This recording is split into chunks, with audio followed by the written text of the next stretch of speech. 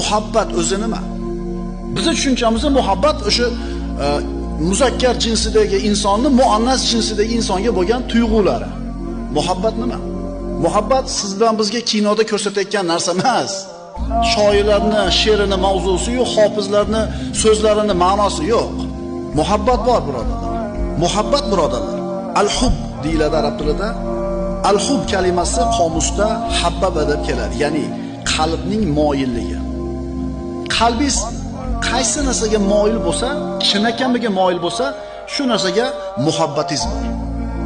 Muhabbat bor. Haqiqiy muhabbat bu Alloh taologa nisbatan bo'lgan muhabbat. Qalb Allohga moyil bo'lishligi.